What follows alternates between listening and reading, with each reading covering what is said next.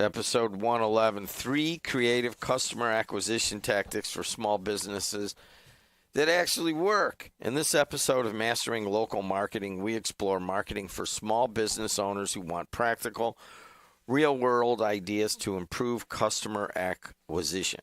This episode focuses on how speed, human connection, and buyer psychology quietly influence purchasing decisions, and why small businesses that apply simple marketing strategies often outperform larger competitors.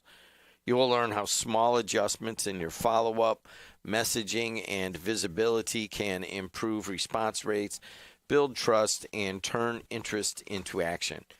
These are marketing strategies for small business owners who want results without complexity or large budgets.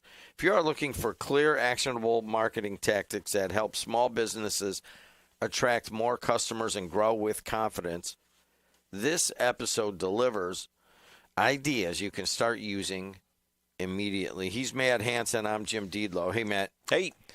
This is the Mastering Local Marketing podcast. You can get it at Apple, Spotify, wherever you get your podcasts. We've been doing this a while, and finally I wanted to hear this keyword, customer acquisition. Actually, I want another word on the end of it, customer acquisition cost, because that's what, a lot of the VC world is always asking for, your CAC. But one of the things that we've talked about many times, Matt, is that for your customer acquisition costs, and we did it early on in the podcast, you'd have to go almost back 80 episodes. We talked about the CAC and the customer acquisition strategy in relation to email. Mm-hmm. Is that still paramount on your mind 4 or 5 months later? Yeah, I actually I almost took us down the email path today, but I figured this was more important based on some of the conversations that I was having this week. I had somebody reach out to me yesterday, and they were talking about how they've built their website, that they're doing the new business, and the SEO vultures are calling them, right? And they're basically, huge dollar amount to do SEO, and we're going to drive your rankings up Google and all this other stuff. And they came to me and they asked me the question, like, what can we do to drive traffic? What can we do to get more customers? And I started having some conversations with them, and I said, there's some cheaper alternatives. One of the things that I was talking about was their Google profile and building that up, because the first thing I did was do a search and realize that they don't have a business profile on Google. So build that first, and then they're going to start to see some of those things, and we'll put some strategies together. But what I wanted to focus on today was kind of 3 strategies. I want to keep it simple. Many times we get into like 5 and 7 and 9 and 10 and so forth. But today I wanted to talk about something that's very simple, something that we can implement, something that you got to start thinking about. And when we talk about customer acquisition, people reach out to us, and I'm guilty of this as well, right? So somebody reaches out to you. I want to talk to you about, doing marketing services, or I want to talk to you about putting windows in my home, or I want to talk to you about redesigning my living room. All of these different things that small businesses, small customers, or small business customers do. And so often, and I know you're guilty of this because you and I, we both talk about this, is somebody will reach out to us and we don't react right away, right? Like, they call you up, they send you an email, you're having a conversation with them, you're having coffee somewhere at a Starbucks or something like that. And they're like, yeah, I want to do something with you. And then a week goes by, 2 weeks goes by, you finally send something over, and it's, they've either forgotten about it, or, they've taken a different step, right? And I was laughing because last week this happened to me again. I was like, oh man, I need to follow up with this person. Sent them a message, didn't hear anything back. And I went, yep, that one's gone. Right? And we do this so often as business owners. We're like, we'll get to it. And if you don't act right then and there, right? Like it's gone. So we talk a lot about systems. I know the last podcast. I'm glad you brought that up. I want to go back on Yeah. that word, that keyword, systems, but go ahead. So, but that's what I mean. Like we've got to build systems that, the people that I know that are the most successful are the ones that if somebody reaches out to them for services or a product or whatever it is, they are on it like that, right? And I've heard some people say you should respond in the next 5 minutes. And a lot of people out there are like, I can't respond in 5 minutes. I can't turn around. I can't drop everything. But there's a lot of tools out there today that allow us to automate some of these systems. We're actually at the university, we are doing an intro to AI for businesses. And a lot of what we're doing in there is AI-based agents and things that will work for you, right? So somebody makes a phone call. Can you have an AI assistant that picks up the phone and does all these different things? So how fast can we move is really what we're talking about here. And if you are still sitting there and somebody calls you for a quote, let's say I want to get windows for my house, and you call this company and you don't hear back within the hour, you're already calling 5 to 7 more companies because you want to see who's going to respond fast. The one that picks up the phone is most likely going to get the sale. The one that takes the message and gets back to you in 5 to 10 minutes is most likely going to get the sale. The one that takes a day, I've already forgotten about you, right? So we need to move faster. And that's the first thing that I want to talk about today is moving quickly and understanding that if you follow up faster than the others, you just in time will get more customers because you're beating everybody else to that end game. I have a plumber buddy right around the corner here, and the calls come in to his answering service, which turned me off. I go, I'm calling your answering service. And, I called his phone, didn't answer, so I called the office phone. The office phone goes right to the answering service. So I'm like, well, I'm just going to follow his system. I leave her a message, and he called me back within 5 minutes. He goes, it's just easier. He goes, some calls aren't really leads. They're just like a question, like, what do I do if the faucet is, it has a slight leak on it and they want to fix it themselves or something like that. So the answering service kind of filters. And, all right, this is a hot lead, goes to him. He stops his sump pump work, and he texts or calls the person, hey, how are you? Didn't know it was me. He goes, oh, that's you. Well, why am I calling you right now? I got two hands in the sump pump. I go, well, I just want to see how it works. But he goes, yeah, I have to call people back right away because what you're going to happen is they're going to call me, and then they're going to call the next guy and the next guy, and then they're done. Yeah, it could be 3 minutes by the time they found another one. So I get that, but that's his very rudimentary system. And so what I would like to maybe come back on customer acquisition is basically to get your philosophy for the small to medium-sized business in their marketing on systems themselves. What is your philosophy? Yeah, everyone asks me all the time. I mean, I kid you not, it's probably once a day. How do you do all the things you do? And what I tell everyone is it's a series of systems that I've developed through the years that automate a lot of the processes. So let's take your buddy, right? So he's got 2 hands in a sump pump pit, which is, it's dirty work because that's unfiltered water coming in, and it's nasty kind of job. And now he's picking up his phone to have a conversation with you. He doesn't know. And he was pissed. Yeah. He doesn't know if it's an emergency. He doesn't know if it's you, like you've got a small drip in your shower and it can wait for, a day or two. One of the best systems that I heard recently is how we're utilizing AI to build, I can go and build an AI agent that sounds just like me. It will answer the phone. It will ask you, is this an emergency or is this something that can be handled in the next few hours? The emergency triggers straight directly to his phone. The no, it can wait a few hours goes to a series of questions that they have to answer. And then what it does is it cross-references the calendar and says, okay, well, we have an opening on Thursday from 1 to 2 o'clock. Would you be available for that?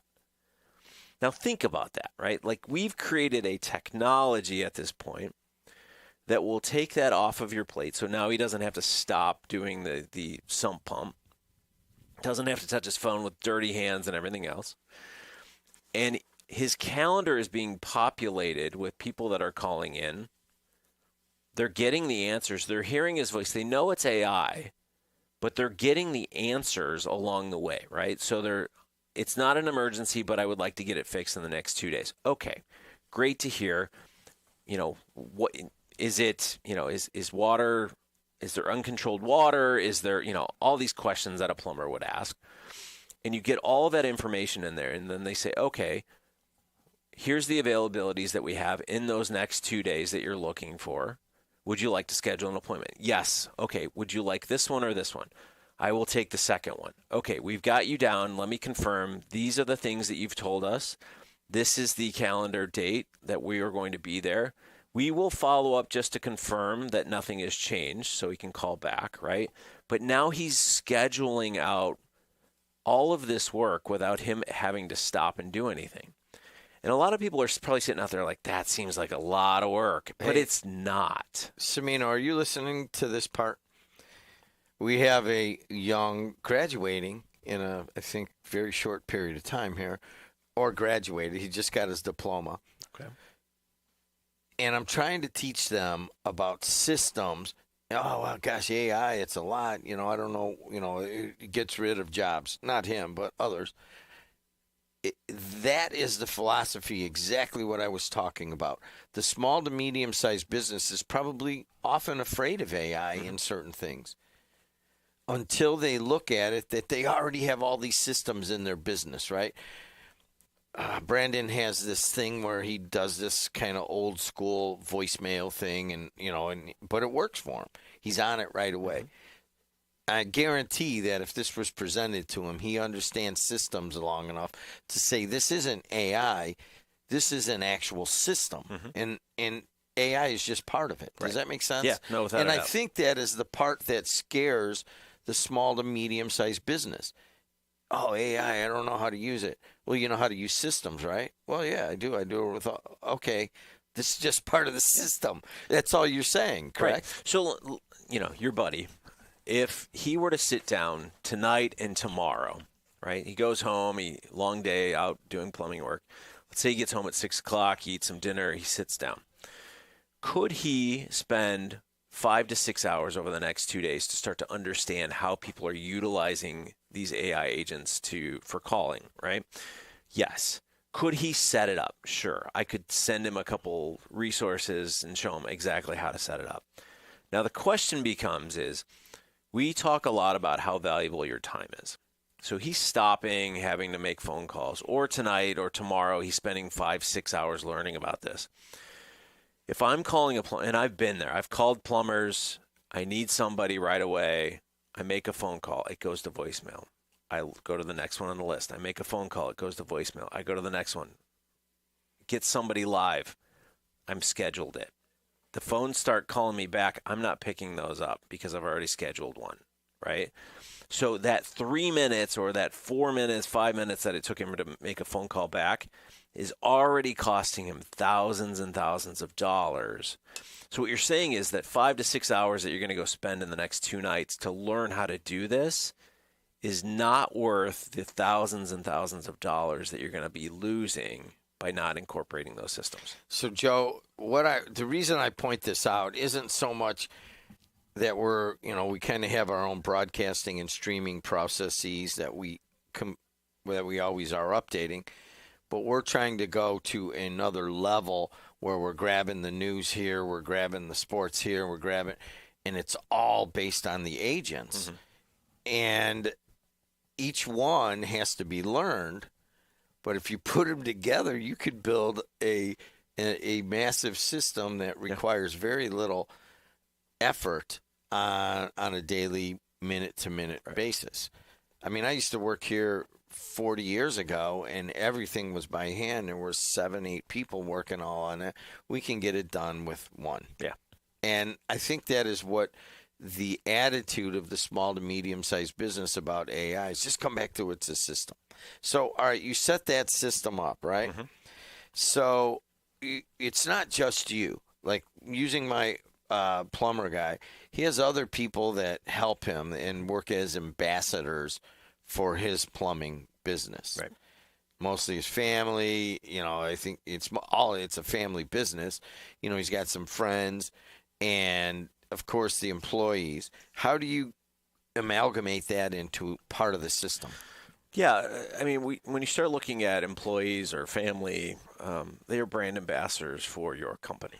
And this kind of dawned on me years ago because I thought, okay, well, how do we expand quickly? And you have all of these people that are surrounded by you, and they want to promote you. They want to tell people, they want to support you in some capacity.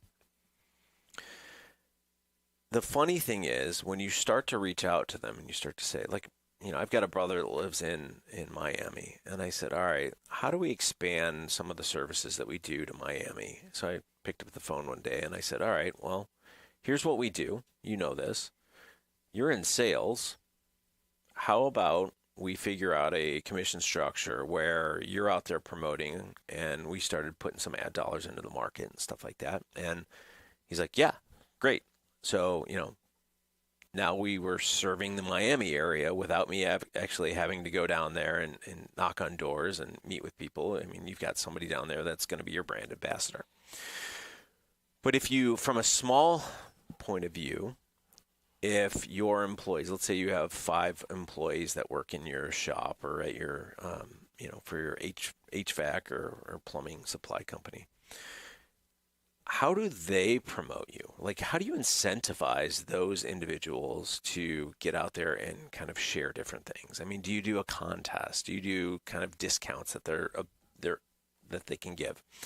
I'm working on a project right now where we have a 20% discount on this service that we're doing, and it's not open to everybody, but literally over the last, I don't know, we'll call it a week and a half, we've drawn in a lot more interest based on the people that are connected to that business out there promoting it. It's starting to fill up really quickly, right? Like, people are taking advantage of the discount. So I think what we're saying here is you only know so many people, right? So the average person knows about 200 people closely that they interact with on a regular capacity. But if you have 5 people that are working for you, that's another 1,000 people that you can reach out to. And if you give them the tools to then, even those people can start to reach out. Maybe you have some kind of affiliate program of some sort. They know another 200 people, and then they know another, right? So it's this ability to utilize a network. And if you do it properly, people get excited about it, right? So maybe they can make a few dollars off of promoting your business, right? So if, let's say I'm offering, $20 to every single person that signs up for a program, a marketing program that I have, or even better, $200 for every person that signs up, and I give you the promo code and say, go out there and tell people about it, and I'll give you, money to do this, right? People are more inclined to do that because, I can make a few dollars, plus I believe in this company that I work for, right? So that's an interesting process that, or I guess we can go back to system. It's an interesting system that most people don't utilize. They don't realize that they're many times the people that work with them are their biggest advocates. Now, I get it that there's going to be some bad ones, but you don't pull them into the program necessarily. But there are people that will sing your praises many, many times, right? So how do you get them on board? How do you work with them a little bit more to promote your business? And again, that's just another system that you have to put out there. You figure out what works best for you. If it's a discount, if it's, I remember back in the day, my dad used to sell home improvements, and every month they had a different contest, right? And the contest was the incentive, right? He was flying to Mexico and he was flying here and all these different places. And that was the incentive for them to get out there and do more, right? So in this idea, what we're saying here is connect your employees, your family, to make them kind of like micro ambassadors of your company, and utilize the networks that they have, because you're not going to be able to get in touch with every single one of those people. So we talked about systems, follow up, the intake of leads, that kind of thing. And then you talk about using your existing framework of contacts, whatever it is, as micro ambassadors. So ultimately, you have to understand the purchase. Right. And there, I think, from your classes, I remember understanding the emotional and the physical purchasing part of the system. What do you have to say about that? So every time we buy something, we go through two different stages of it, right? So there's the emotional stage and there's the rational stage. So nobody is walking through a grocery store being rational, right? So we have our list, but probably 50% of what we buy is emotional, right? We see Oreos, we're like, oh, I want some Oreos. Or, there's a new product. Like we read about, there's a new pineapple that they've created. It's a pineapple and I think it's a crossbreed between a pineapple and a coconut. And it tastes like a pina colada. So, of course, we were going through Strax the other day, and I saw it, and it's a $5 pineapple. I'm like, well, I got to try this, right? It's a smaller pineapple. It's almost, you could tell like it's been crossbred between a coconut and pineapple, but it's taken them 2 or 3 years to do this. A pineapple takes a year just to grow, but it's taken them 2 or 3 years to actually get this to where it is. And I saw it, and it was emotional purchase. I'm like, well, I don't care what it is. Like, if it's $10, I got to buy it because I like, the flavor of pina colada. So we bought it, and it was an event. Like, we took it home, we cut it up. My kids were both home, and we all wanted to try it, right? That's emotion, right? Like, why would you spend, like I said, I would have spent $10 on this pineapple just to try it. Is that rational? No, right?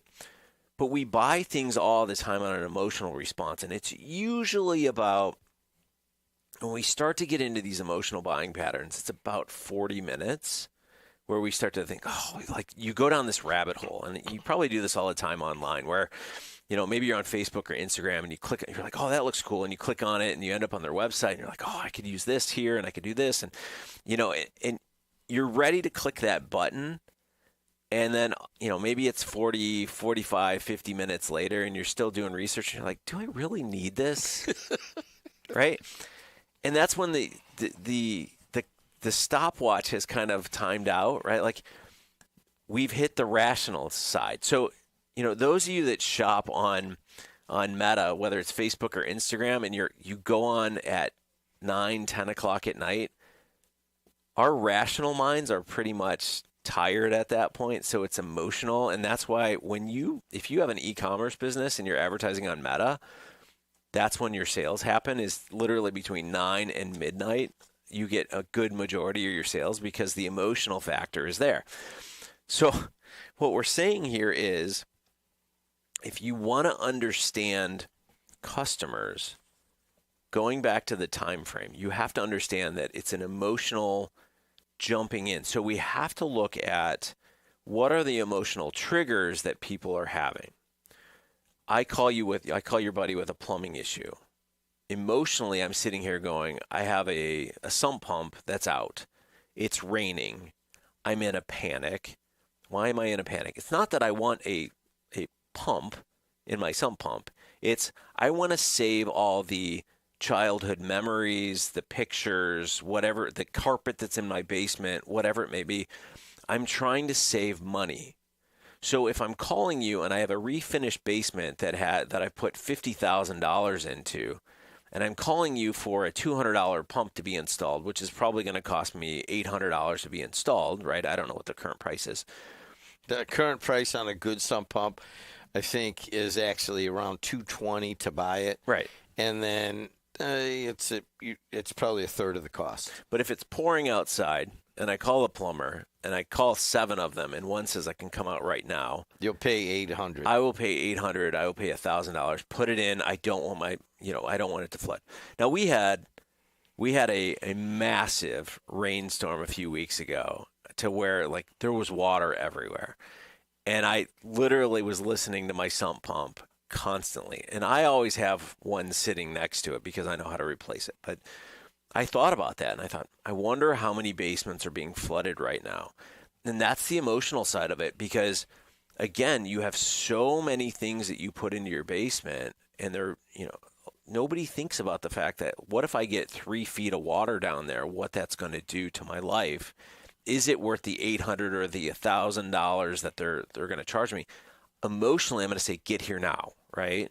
If it's $2,000, I may ho-hum, but I need you to come, right? I may be mad at you when you're done, but I needed to get this done. So we have to understand the psychology of how people buy, that there's the emotional side in the first 40 minutes. Don't get to the rational side, right? So if I can get, going back to the system and making a phone call, if I can get you right then and there when that pain point is hitting you, I can sell you so much easier than if I call you back in an hour or if I call you back in a week, right? We've gone through this whole process. And with you on the advertising side, people will call you and say, hey, we need to do something. At that point, stop everything. Emotionally, they've already said to you, I have a pain point. I need to do something with you. Let's get this done. All right, I'm going to drop everything. Let's put it together right now. All right, there it is. Systems, micro ambassadors, emotional on the purchase. Your wrap up on this one. Yeah, I think, we gave you 3. Understand them all, but change one thing.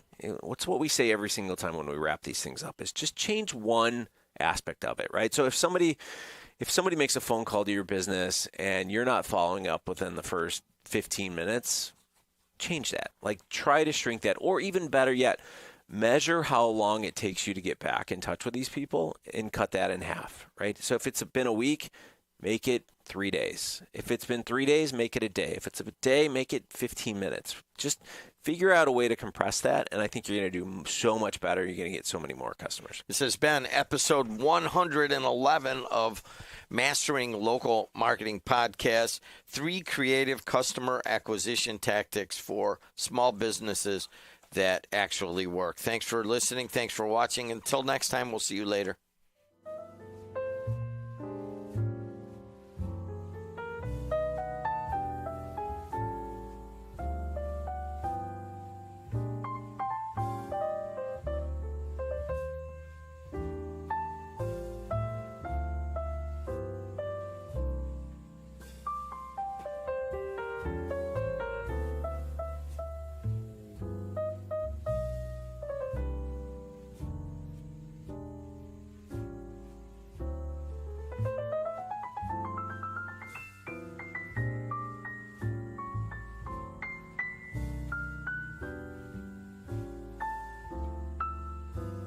Life's biggest challenges don't come with a warning. When legal issues arise, whether it's a car accident, personal injury, criminal charge, or representing you before municipal boards, you need a trusted advocate on your side.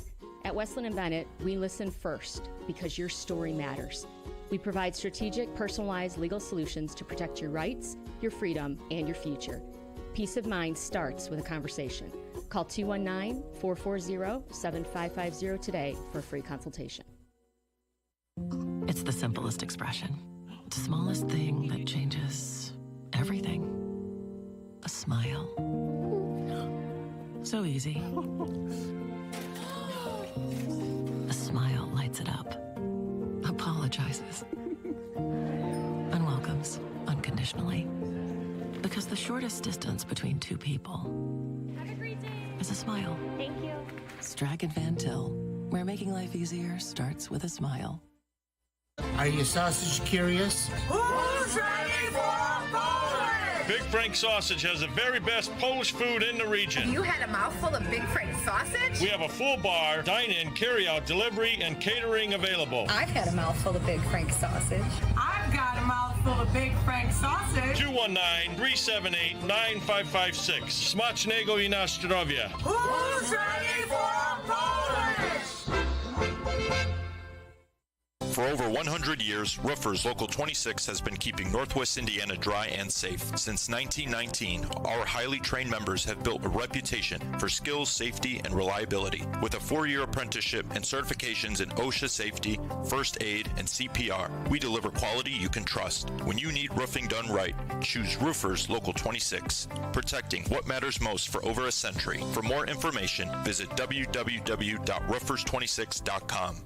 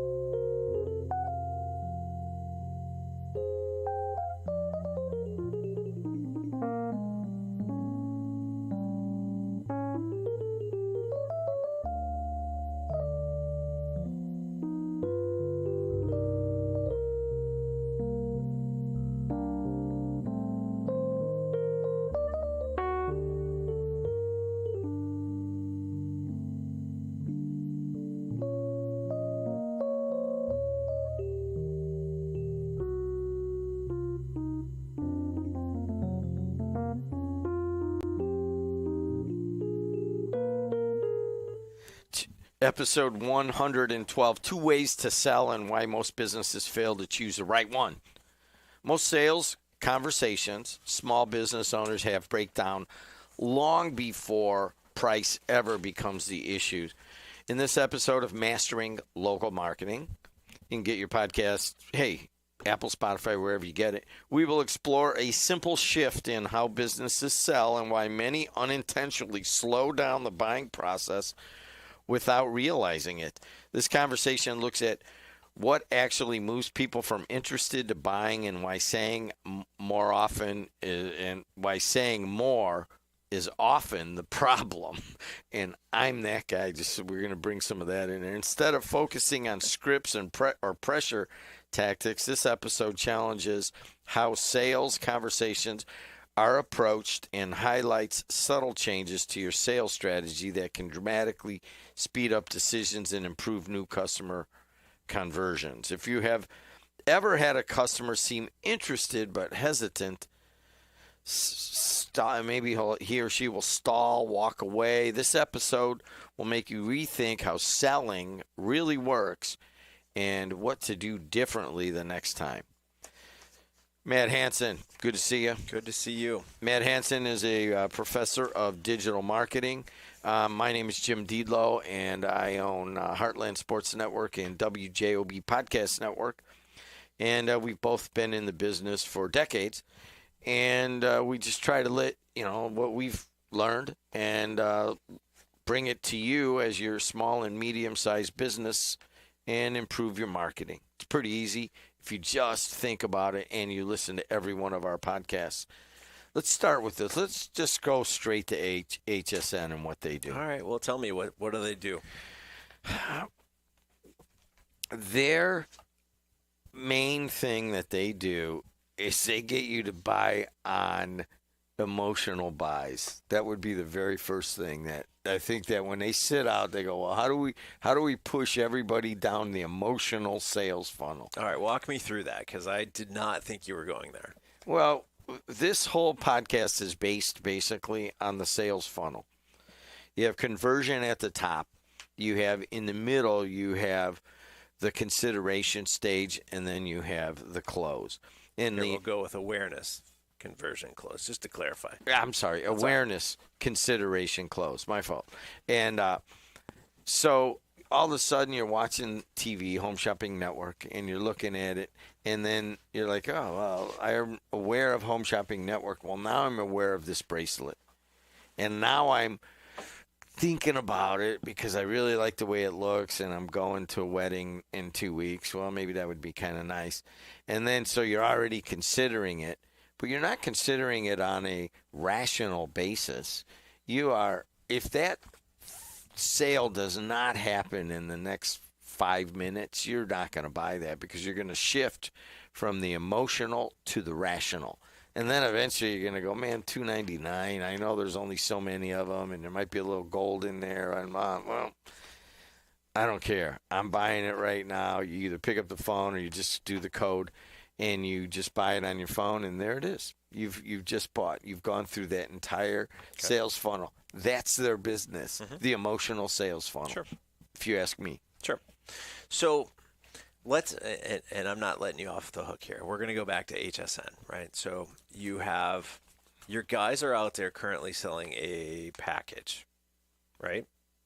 They're selling, so for those of you that don't know, they are currently out there selling a men's and women's basketball sectional package. Boys and girls. Right. All right. Well, at that level, yeah. Same thing. You're in college. Yeah. You have to get all of the terms correct. Okay, got it. So, anyways, right? They're selling this package. Tell me what this package is all about. Like, how are they out there selling that?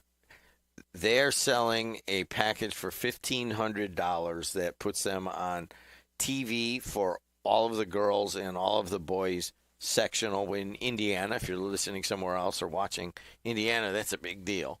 And we run a streaming video, and we also have radio stations involved in the media thing, and we just sell this package just for this tournament. Okay. So how would you approach those companies with that package? Here's the price point. No, not even leading with price point. Do you like high school sports? I've watched a few games. Yeah. Correct. Do you like high school sports?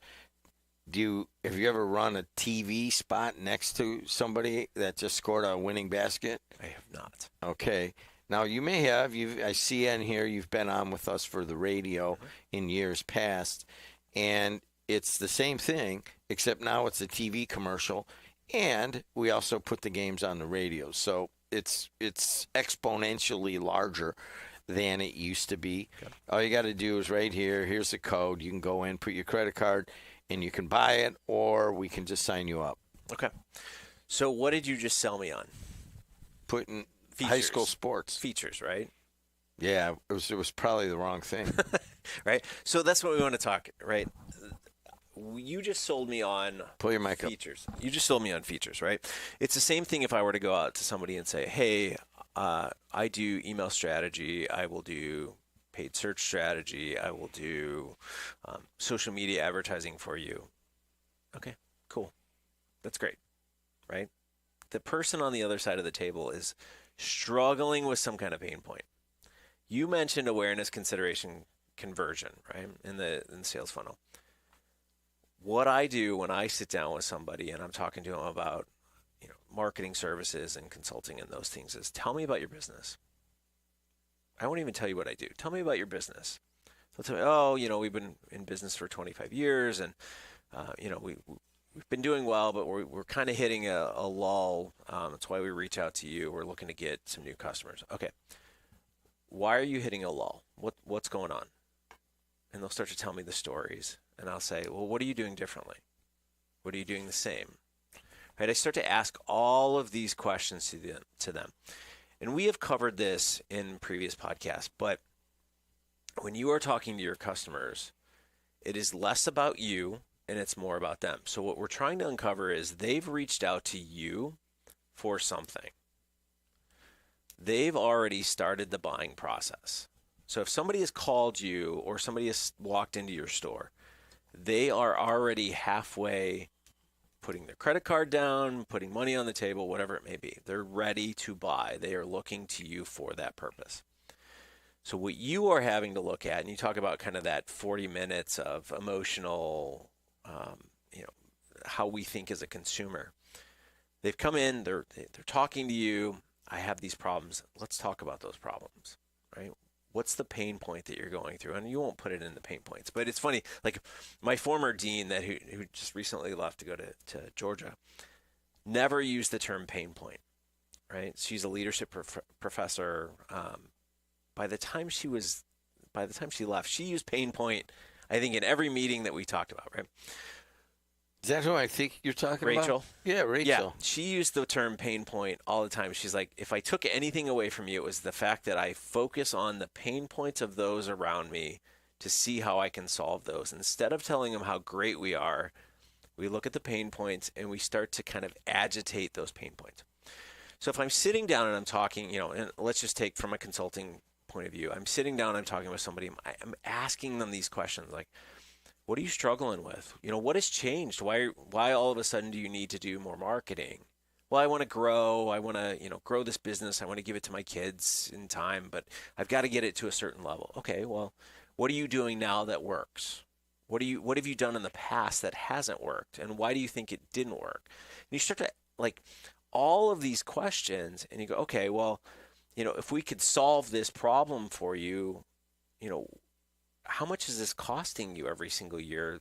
Do you want to be at $1 million this year? You want to be at 500,000? You want to be at 100,000, right? Where do you want to be? And is it worth the effort that you're going to put into this? So you're just agitating that pain point like crazy. And what it does is it gets people to emotionally connect with what you're talking about because you're asking them about their problems. That's a big thing, right? People will throw out their problems to you because they want to talk about their problems. Do you have a friend like this? Everybody does. Right? I have one that I was talking to yesterday, going down a conversation hole on text message, and all of a sudden it went that way. And I went, oh, okay, I'm not biting. Right? We kind of ended the conversation there. I'm like, I'm not going to spend the next 15 minutes talking about this. Okay, I'm going to bail right now.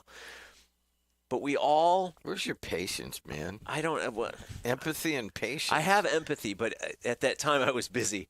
But that's what I'm saying. We all want to talk about the pain points that we have. We want to get them solved. So if you're selling, and let's go back to your sectional package. It's a sectional. It's great. It's, a decent price point. I can put my ad out there in front of people. But what pain point is that solving? When we look back at that and we go, okay, we have a relatively inexpensive way for you to get out there in front of the masses. even if you're not targeting an 18-year-old, the family members are the ones that are watching these sectionals on our platform, right? We can show you the data. A good majority of them are anywhere between 30 and 60, right? There's a ton of people on here. Oh, and by the way, you're probably spending a lot of money on that billboard that's down the street that you spent, let's say $3,000 for a printed billboard that's over there. We're $1,500, and let me break down the cost just so you'll understand that we're actually saving you money that you can allocate into some of the other ways that, you might be struggling to pay for, XYZ.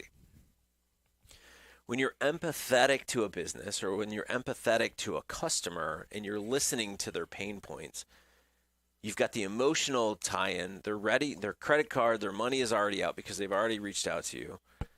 You agitate that pain point, and over the next 40 minutes, you get them to buy right then and there. Does that make sense?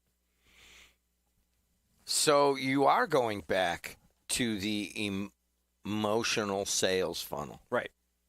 You're going back to awareness. Oh, well, I see what my pay point is. I see what your service is. Then you go down there and say, well, the consideration is actually, can your product or service take care of my pain point? And then you're like, when the answer is yes, that's when you swirl down the bottom of the sales funnel. Right. Yeah, and that's what I mean. Like, everybody wants their pains to be solved. Let me put it this way.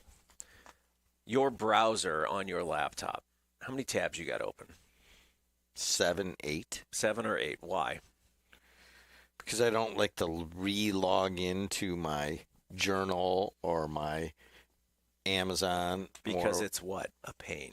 It's an absolute pain to get a text and then take it off your phone and put it back in. Yeah. Okay. How many unfinished projects do you have right now? Oh, probably about a dozen. Okay. Do they drive you insane? Obviously. Okay. So we have human nature. We want to check things off of our list. I have buddies that will have 100 tabs open. And I'm like, how do you do that? I'm like, well, I got to get back to this and this and this. And I go, so you have all of this brain power that is being given to all of these unfinished projects. Is that really how you want to live? Like, and that's what I mean by when you're talking to a customer, they have a pain point that they're trying to solve. So if they walk away from you and you haven't helped solve it, you've just agitated them even more, right? Like, I want to solve this, but I can't because I'm not getting what I want, right? So you have to look at your customers and say, I'm going to figure out what your pain point is. I'm going to figure out a solution to that. So when I sit down with potential new customers, I ask them a million questions. I want to understand every single area that they're frustrated in. And then I'm going to put together something that will solve that, or a good majority of it. And when I do that, you see them, they just light up. They're like, oh, I can't wait until we do this because I'll have so much more time to do this, and we'll have so many more customers coming in and all this other stuff. Human nature, human psychology, we want to get rid of all of this stuff. You talk about empathy with me and just listen. I will listen, but I want to check things off. I want to move fast, right? And everyone is different. My wife will sit and focus on something for 30 days, and I can't spend 3 minutes on something without moving and just going. Unfortunately, that's me. I own my faults. No patience, no empathy. I have patience and empathy, but what I'm trying to do is solve it quickly. I don't want to think about it. I don't want to come back to it. I want to check it. It's the turn the page mentality, right? I'm trying to teach that to my kids, like turn the page, move, keep going. But from a customer standpoint, you have to understand the pains. You have to agitate them. And honestly, they're already discussing it with you, which means they're already buying from you. So if you walk away from them and you let them out of that emotional state and you come back to them a week later, they're long gone. They've already solved it somewhere. So go back to, let's use Facebook. Mm-hmm. How do they use the pain point, get it done within 40-minute mentality? So we've all been on Facebook or Instagram or TikTok or any of those. And, those algorithms are built to identify what we're interested in. So it builds off of the emotion that we've thrown into it. So your feed is different from my feed, which is different from everybody else's feed. So a lot of people don't understand that. They don't get that it's literally building based on the information that you're giving to it, right? So it's kind of like when you sit down with a customer and you start asking all of these questions, what you've done on Facebook or Instagram or any of them is we've asked you the questions, which is we've put content in front of you and you've interacted, you've responded to some of it, and that now becomes your new feed. So the way we need to look at that is social media is an emotional trigger. We buy a ton of things off of it, right? I know countless people that are selling thousands and thousands of dollars of merchandise every single day off of these platforms. And it's literally because we're scrolling through and we're like, oh, that looks cool. And you click on it, and now you're down the rabbit hole. And you're just like, oh, I really want that. And then maybe you don't buy it, right? And you go back. And now you see that ad over and over and over and over again. Boots. And you're just like, you and your boots, right? Mine is the same, right?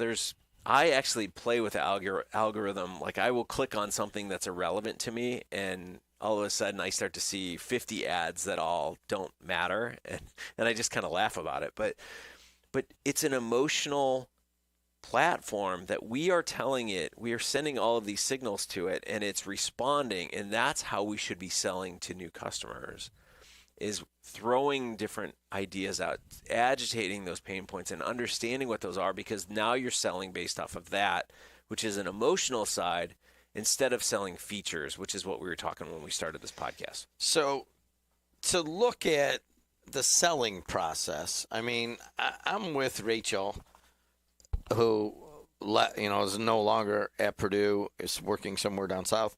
The pain point is definitely something that sticks with me. Mm-hmm. And the other part of that isn't just the pain point. The other part is that I'm a small business owner, 2 businesses. I love the business. I love what we've been able to accomplish. And I want to tell the client about those features and our accomplishments, which I've learned over the years is the exact wrong way to go about it. Right. And so you're talking about the pain point. You're talking about listening to what their pain point is. Mm-hmm. That is the number. If Hansen says anything, choose one platform on social media. Choose one business tactic to improve over the next 6 months. Well, choose one thing is to go into a sales meeting, just try to, listen, prod, what do you call it, agitate the pain point, find out where it is, and get to that pain point. Then maybe tell them a little bit about how you're going to solve the product. What do you mean the 10% to take away all your problems? So we were joking about this last week. How would you put 10%, or would you pay 10% to take away all of your problems, right? Like whether it's your business or whatever, right? So let's think of it. Let's go back to the consulting side of marketing. So when I sit down with people and I talk with them, I go into a meeting with them knowing we're doing something.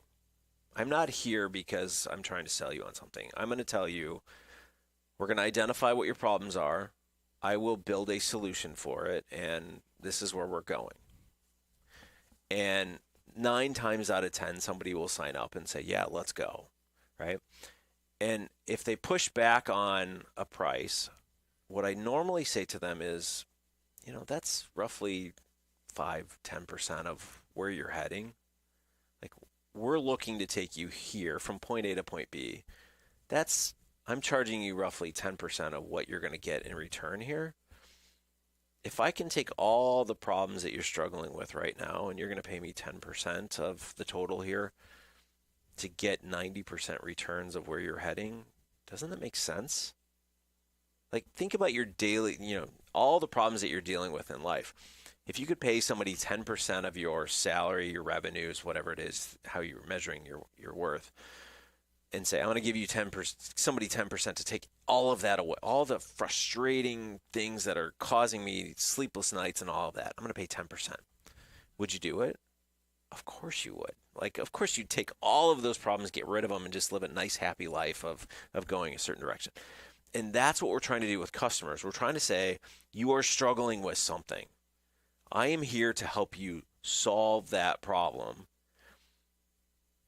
It doesn't matter going back to your plumbing friend or going back to HVAC or boots or whatever. Like, you know where you're going to get this stuff, and we're going to solve that for you. So, again, the story of this one is more or less understanding that pain points and emotional triggers will drive more sales than you going out there and just telling how wonderful my store is, how wonderful my service is. Here are all the pieces that I can do for you. That stops the emotional side. They're not thinking about your features. They're thinking about how you're going to help them, right? So if from HSN, we were looking at data the other day, and we measure it by cost per 1,000 impressions, right? When you look at, I was talking to Peter the other day. You posted one thing about the Bears possibly moving to Northwest Indiana. And in 6 hours, you had 500,000 impressions on that one single post. I said, man, can you imagine if my business was on that social post? I just got 500,000 impressions. What did that cost? Nothing, right? Like, the amount of eyeballs that are seeing me.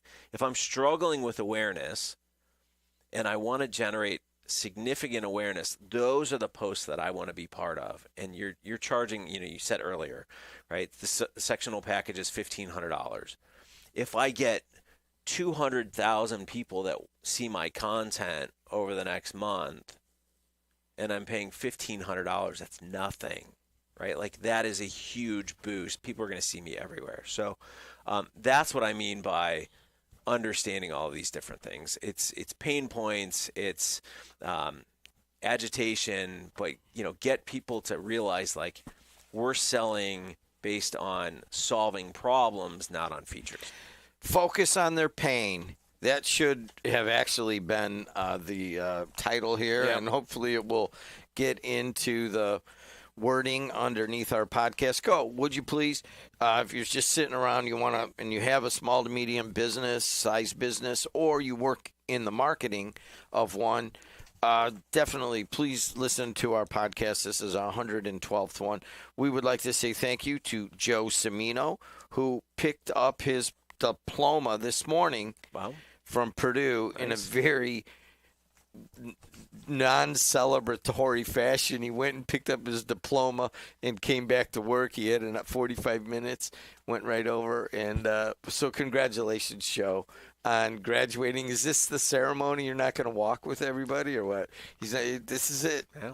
This is the acknowledgement of his 4.5 years of hard work. Well, I guess you're not going to have the 100-degree parking lot wearing full robe kind of experience, but I understand why. Yes. I was the speaker at one of these, and that was a rather eventful moment, but hey. And that's the pod. Thanks a lot to all of you for listening, watching. Tell your friends, like our podcast. Until next time, see you later.